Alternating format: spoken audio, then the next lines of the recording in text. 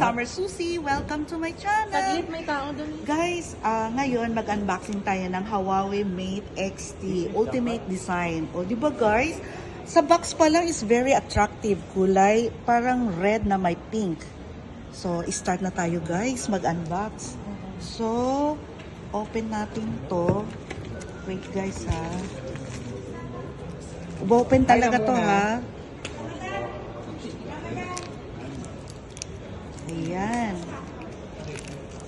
I'm so excited guys to see how it look like. Ito nga pala guys yung tatlong fold. Wait. Uy, meron siyang pang-cleaning. Wait. Ang tigas niya ha. Ayan. Ayan guys. So eto na siya. Guys, eto Huawei Mate X-T Ultimate Design. Slowly. Ayan. Wow. Ang ganda niya guys. Wow. Diba para siyang tablet, 8 inches, right? I-fold mo eh. So, we will fold it first. Paano ba? Dito. Like that. And then, Sa harap yan. like that. Oh, di ba?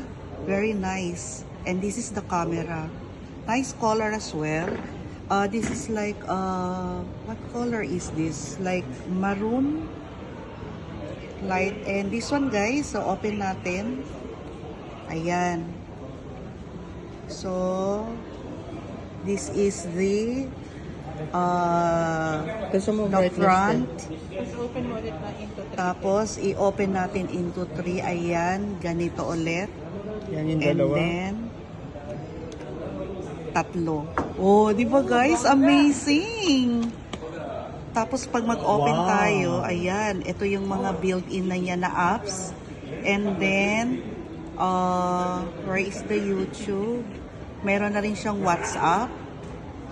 There are some entertainment games. And these are also the social media that is already built in. And what is this? Okay, we already opened that. And ayan, may calling siya. And then we'll see how it upon the ito. So ito siya guys is 16 GB RAM. And then 2 terabyte storage. Di ba guys? Siya yung kauna-unahan nagkaroon ng 1 terabyte. 1 terabyte, right? 1 terabyte. 1 terabyte. Ayan. And then 16 GB. So, si Huawei lang merong ganito guys na design. Ayan. And then ulit. And then like this. So guys, what are you waiting for? Grab this phone. This is only 12,999. O, di ba guys? Very affordable.